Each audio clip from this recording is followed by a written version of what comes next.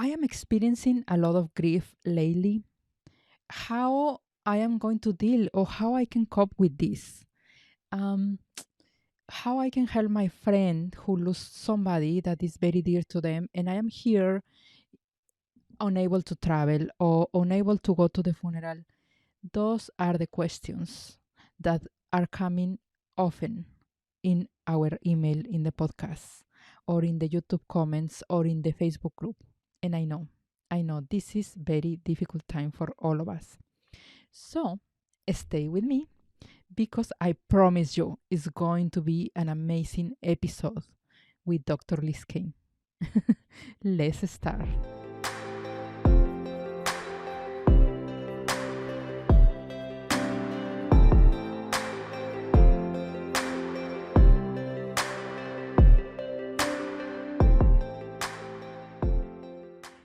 Welcome back again, my dear listeners. I love you to have you here. And if you are in Clubhouse, go and look for Carmen Roman or Dr. Carmen Roman. I think Carmen Roman. Go and look for it, for my name, and go there because we are going to start streaming live there in Clubhouse. Just for the fun of it. It's new. Why not? Yeah, why not? And also, of course, if you are struggling with anxiety, don't forget, we have this course on anxiety. 10 days, I did my best. I put everything that I could put into a 10 days, 10 minutes every day video. So you can analyze, explore, see if you are being very strategic about anxiety. Are you? Or a panic? Do you know how to do that? So check the course and see if that is helpful to you. I am going to leave you the link there, but you can go to our page and say /challenge and you will find it there. Today we have Dr. Liz Caine, and I am so happy. I am very thrilled because she is a very dear friend of mine. We were colleagues in the PhD, so I know her quality. I know how she really approaches stuff. I know her as a therapist. So you are going to get a wonderful episode today. Dr. Liz Caine is a licensed psychologist in Northern California. In her therapeutic work, she is drawn to holding space for people experiencing grief and loss, terminal and chronic illness, and LGBTQ plus community. Her approach is informed by social justice, anti-oppression, and decolonizing work. Oh, ask her about decolonizing. She's passionate about. She received a master's degree in socially engaged Buddhism from Naropa University in 2006, where she studied global spiritual models of social justice movements, Buddhism, meditation, and contemplative psychotherapy. Completing a doctoral degree in clinical psychology from the Institute of Transpersonal Psychology, where we met, she added existential humanism, spirituality, and clinical psychology. She's trained in focusing oriented psychotherapy, contemplative psychotherapy, mindfulness based interventions, acceptance and commitment therapy, psychodynamics, and motivational interview. She especially supports clients facing existential issues to help them deepen self compassion and access their own internal sense of empowerment. And today is a very relaxed conversation between friends about grief and loss. So hopefully we address your questions. Thank you. If you have questions, comments, you want topics in particular in the podcast Emotions in Harmony, or listen to this new. We are in the YouTube Emotions in Harmony. This is new. So come and join us in the community in the Emotions in Harmony YouTube channel. So you can see actually what we are doing and not only listen. Yeah. So this is a more like informal, knowledgeable conversation. Join us. Here we are welcoming Dr. Liz, which from now on will be Liz Caine, my dear friend. Dr. Liz, how are you? Hi, Carmen. I'm good. Thank you so much for having me. I'm so happy to How are have you you here. doing today, Carmen? Really good. Wow, it has been so long since we were doing some kind of homework together or doing something together. Yeah. I know there's a lot that's happened in the Yes. time, and especially this past year Yes. has been intense Has been in a really, lot of ways really for intense everyone. for everyone. Liz, how do we deal with this grief? It's a lot of grief around with this pandemic. I think it's a gift from the universe. Yeah. But how we really Mm-hmm. enjoy or approach or learn from this gift. That's a beautiful way of putting it. It may not seem like a gift at first, so you kind of have to digest it in a way in order to get the gold nugget that's in the middle.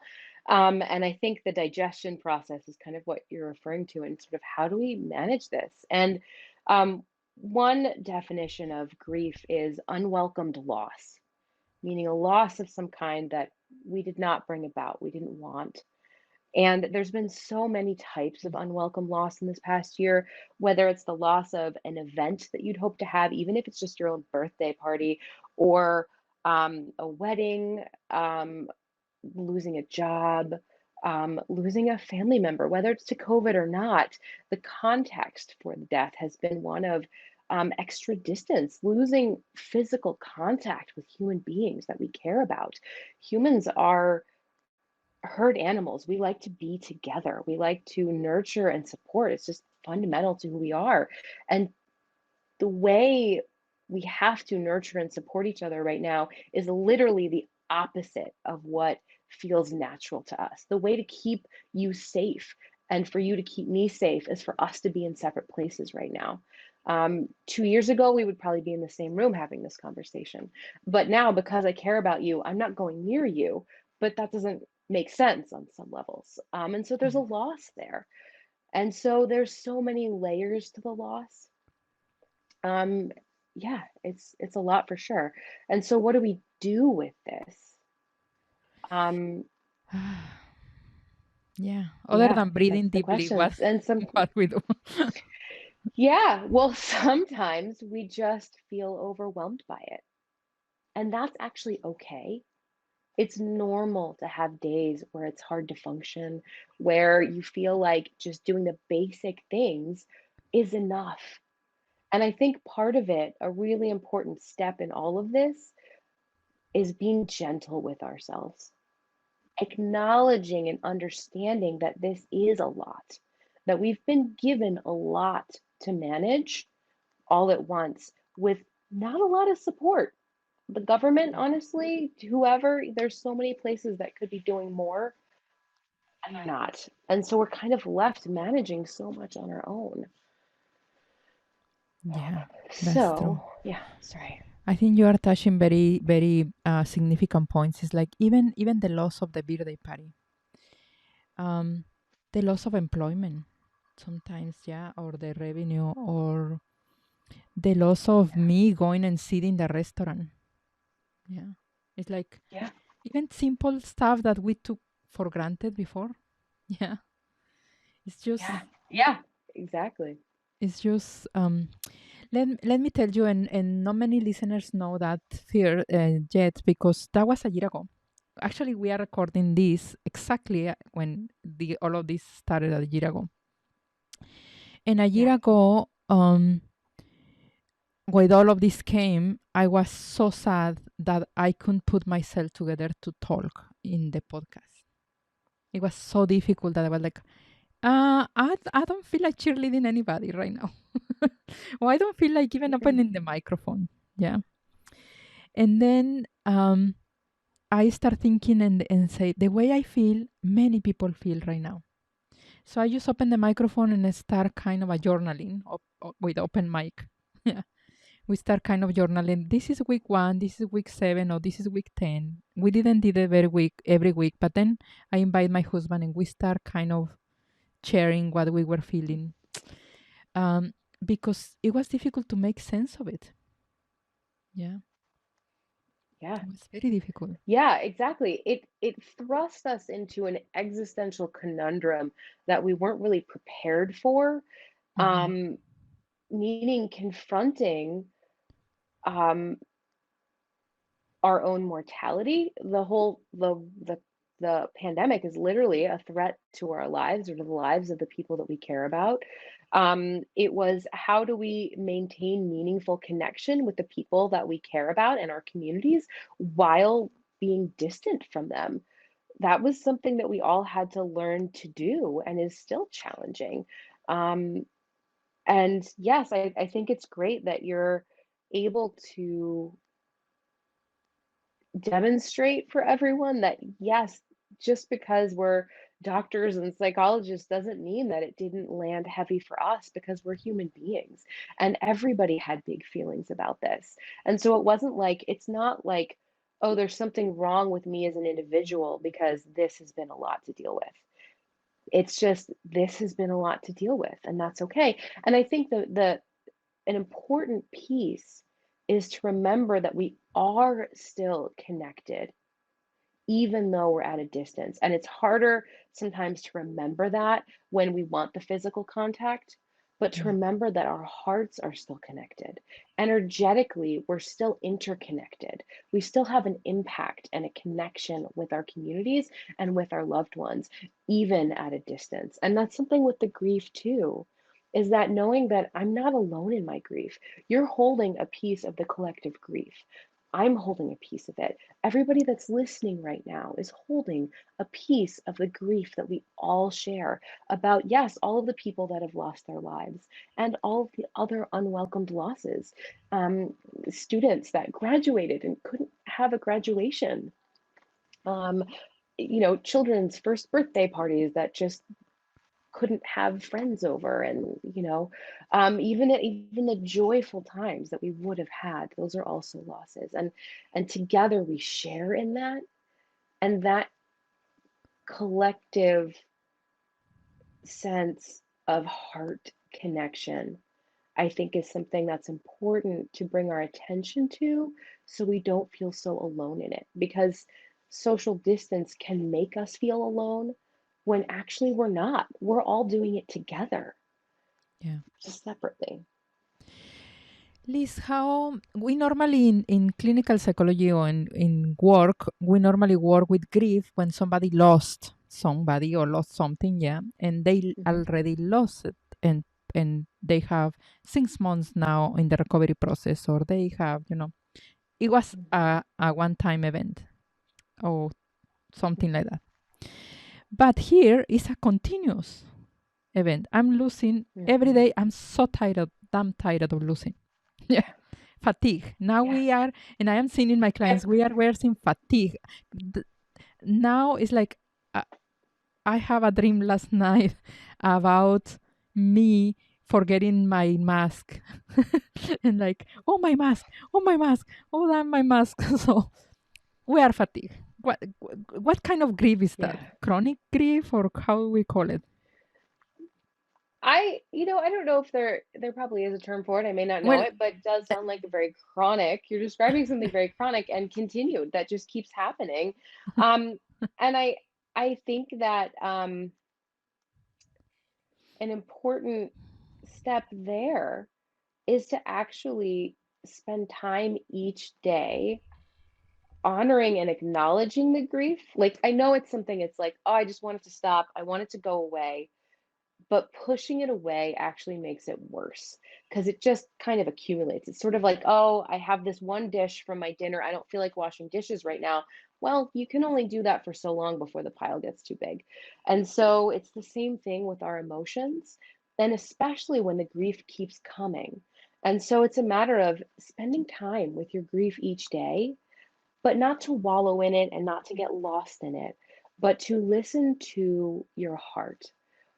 In Buddhism, they have this beautiful saying about the tender heart of sadness and joy.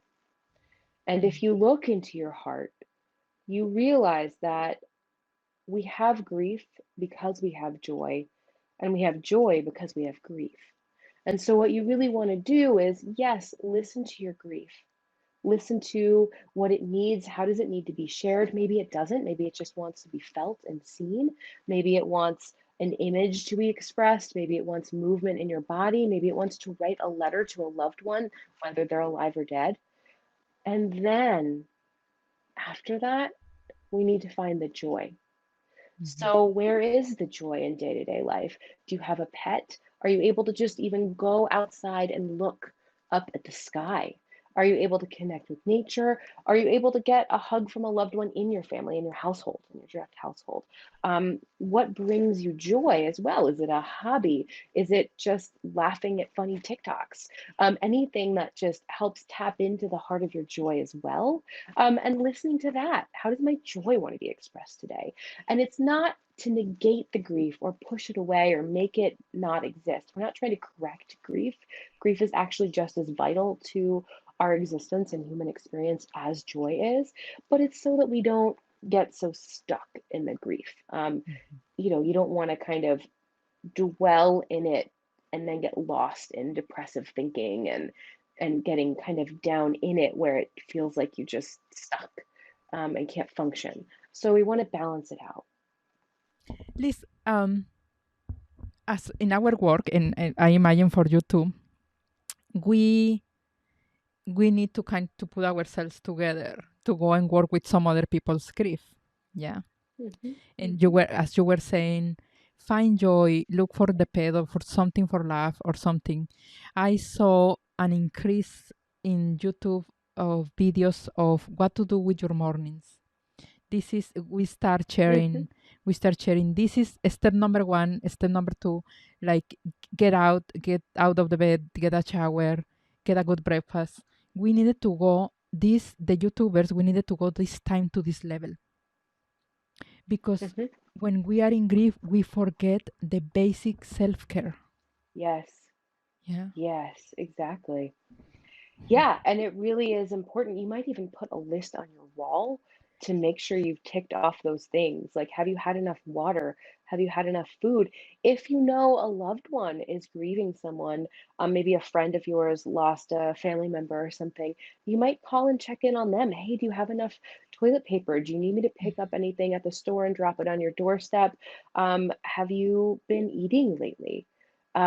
Yes, and it very much happens that it can be, and yes, that's normal on one hand, but again, we don't want to let that become too entrenched where there's kind of just stuckness rather than movement. We want to allow space for all I can do today is basic self care, and that's okay. That's enough. I don't need to pressure myself to do more, but I also do need to make sure that I'm staying hydrated and eating, getting enough rest, and bathing so that I can manage these emotions. We need to feel resourced in order to process our emotions. And where does that resourcing come from?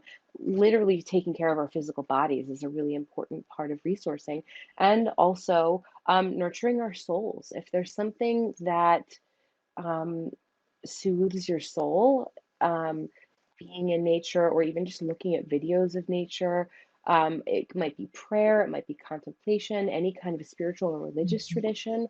Even if you just tap in with that just for a couple minutes, maybe you have lost someone that's really close to you. Maybe you just take a moment to light a candle, acknowledge them, maybe even communicate a little bit with them.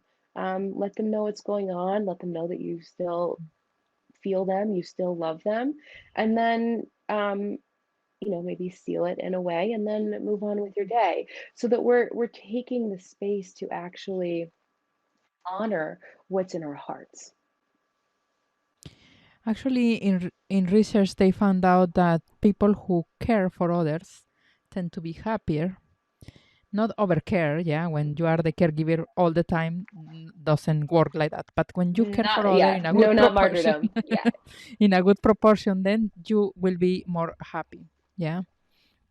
Um. Yes, yes, So this is the time for you to think that others are going through the same experience as you. If it's painful for mhm, you, it is painful for others. yes. Just because we can do that. So what do you think? What are kind of your predictions in terms of our mental health? We having like this chronic grief for a year, and probably we will be easy for another half year. Mhm. So what what do you think in the long term is doing this to the body, to our mind, to our hope? What is it? What do you think?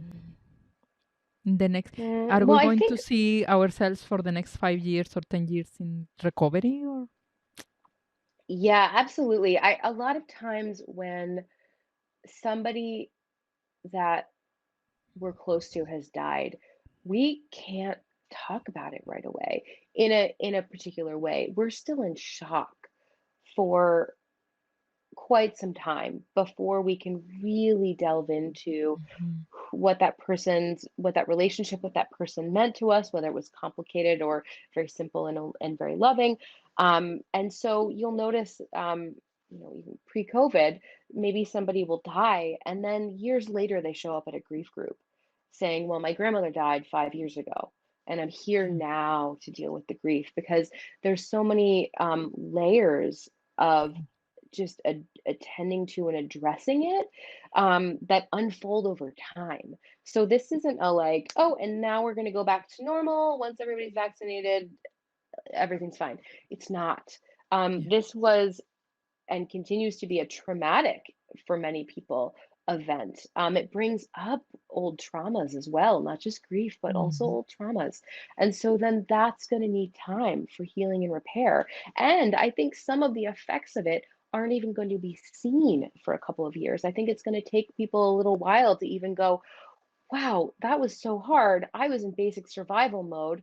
Maybe they're um, working now out in the public and dealing with people that aren't wearing masks and they're just trying to scrape by and hope that they don't um, bring COVID home to their families. I mean, that when you're in that level of survival mode, the effects aren't gonna happen even until you finally maybe have some breathing space.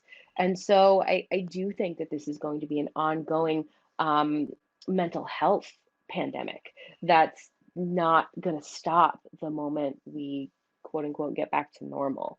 Um, so yeah, I mean, I think that even as mental health professionals now, we're seeing an uptick in services, and I think that that's going to continue. I don't see that going away because it's going to take people a while to regroup and even reflect on how hard this year has been because some people are just in basic survival mode and they can't even deal with how hard Yeah. it is because they're just dealing with getting food on the table.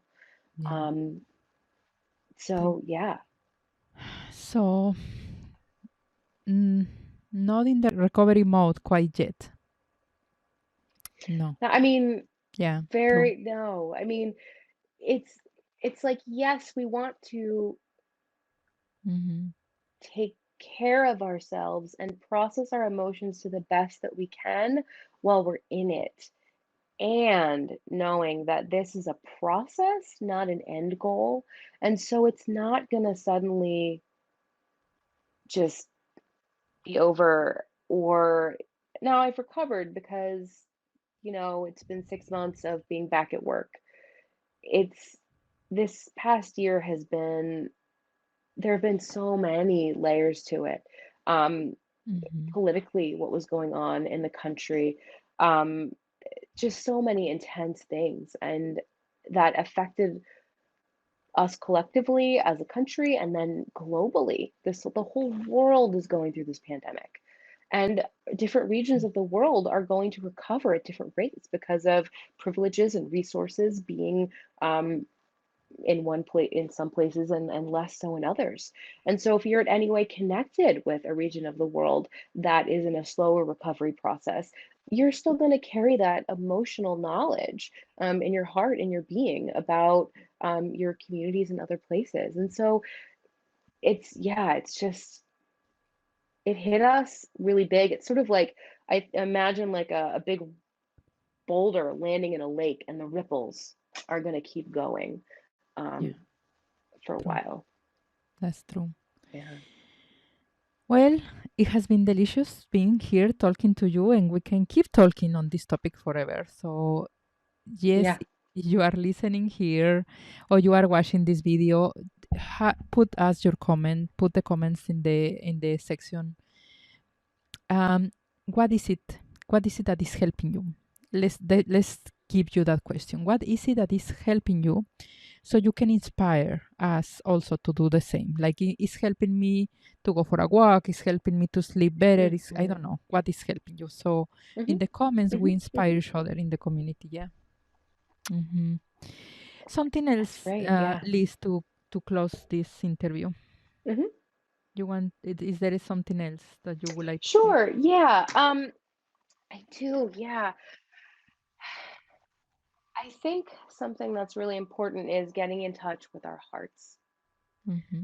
And I think especially when we're dealing with grief, whether it's our own or that of somebody else's, it's really important to listen from our hearts and speak from our hearts.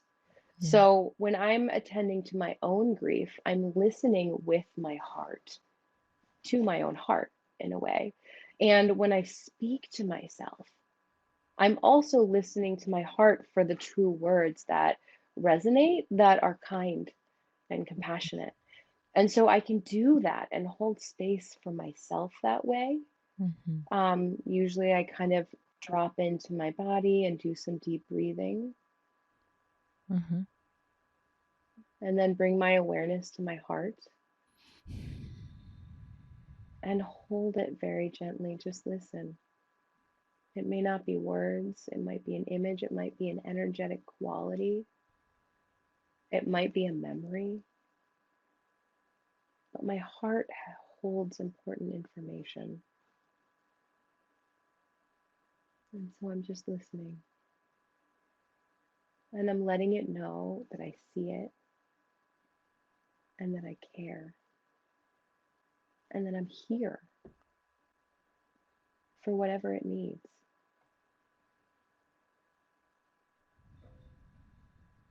And right now, my heart is saying, please just hold me. And I actually have my hand on my heart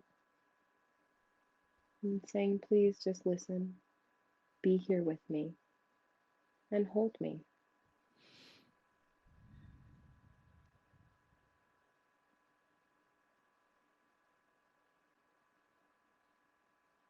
And after a few moments of doing that, my heart usually expresses gratitude and says thank you. And then this is when I can also listen to what would bring you joy today, what would spark joy in my heart. And then the first thought that comes to mind right now is I want to go outside with my partner and enjoy the day and the sunshine and the birds and nature. And my heart says, yes, thank you. That feels like what I want.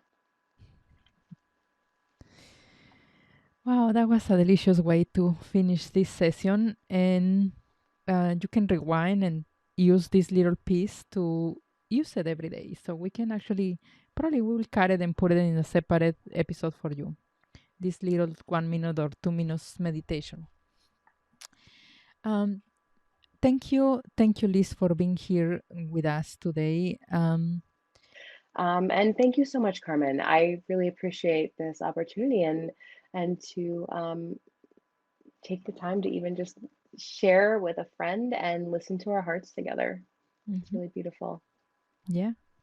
Well, thank you, Liz, for being here. Such a wonderful topic. And I am going to Thank you so say much. goodbye to the listeners. Isn't that wonderful? I told you it was going to be a very delicious conversation with Liz. And thank you if you are still here with us listening to this. I know we can get enough, yeah? So we actually want to have Dr. Liz again to talk about why we use the she and hers and all of these pronouns in our names. I have a lot of curiosity about that. So she will come later to talk to us in another episode. Dr. Liz Caine is now part of the team of clinicians that we have in Emotions in Harmony. So if you ever need therapy from her, just contact her, contact us at liz at emotionsinharmony.org. And if you want to work on your resilience, I am every Tuesday at 10:15 a.m. on the Insight Timer community live. So you can come and join me live for meditating together for 30 minutes every Tuesday at 10:15, and there is no link because every Tuesday is different link, but definitely I will give you the link of my profile and you will find the invite there in the Insight Timer profile. If you haven't used Insight Timer, I highly recommend it to you. It's a free app that you can use and have like 70,000 meditations. Here I am promoting Insight Timer. Nobody pay me for that. It's just because I really love this Insight Timer. And we have a profile there. So go and look for Carmen Roman and it's there. Some meditations and also the anxiety course. Thank you. Thank you for being here. Thank you for caring for yourself. The more you care for yourself, the more the world is happy. So until the next time, bye for now. This is Carmen Roman.